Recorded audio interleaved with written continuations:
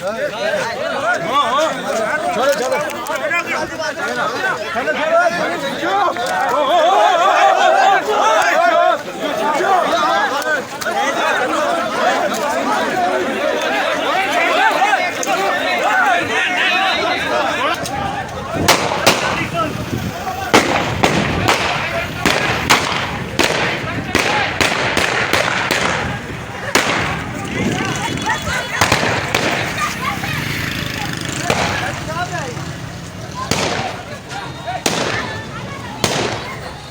है ना, मैं प्रोटेक्शन में हूँ, मेरी गाड़ी है। नहीं सर, हम आपको प्राइवेट प्रोटेक्शन भी नहीं दे सकते ना सर।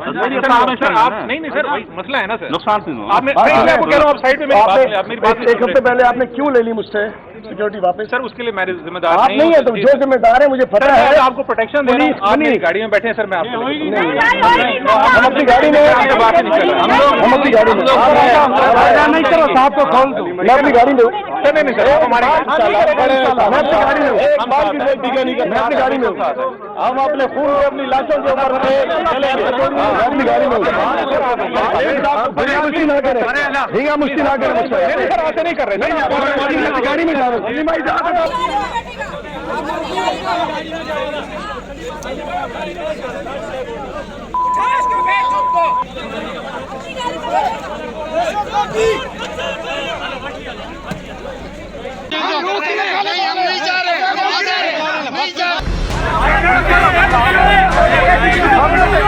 टीआई वारा हिते भी जिते ॿाहिरि मौजूदु हुयूं ओल्ड थाणे में, हिते बि अचे गंद करे विया आहिनि ऐं ॿियूं पार्टियूं में अचे हिते गंद पियूं कनि, बाक़ाइदा असले समेत पिया अचनि। पीपल पार्टी के बदमाशों ने फायरिंग कराई है। हम गुलाम हुसैन जोखियो गोट के पोलिंग स्टेशन पे आए हैं और यह फायरिंग की गई है, हमला किया गया है और ये बुलेट प्रूफ गाड़ी के अंदर गोलियां लगी हुई हैं और ये पुलिस की मौजूदगी में मैंने आज सुबह ही कह दिया था कि पीपल पार्टी क्या कराना चाह रही है। हुसैन जोखियो गोट में जो पोलिंग स्टेशन है, पूरा जत्थे का जत्था ये पीटीआई का हलीम आदिल शेख की क़यादत में गया।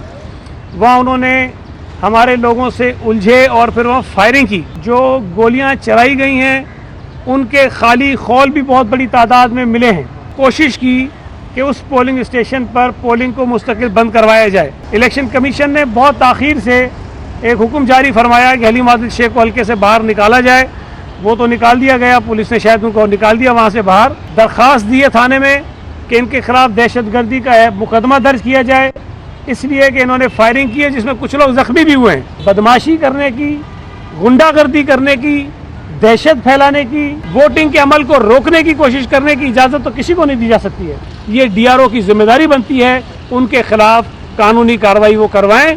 अगर वो नहीं करवाते हैं और ये सिर्फ दिखावे के लिए खत जारी कर दिया गया है तो फिर ये हम समझेंगे कि ये सिर्फ एक टोपी ड्रामा था।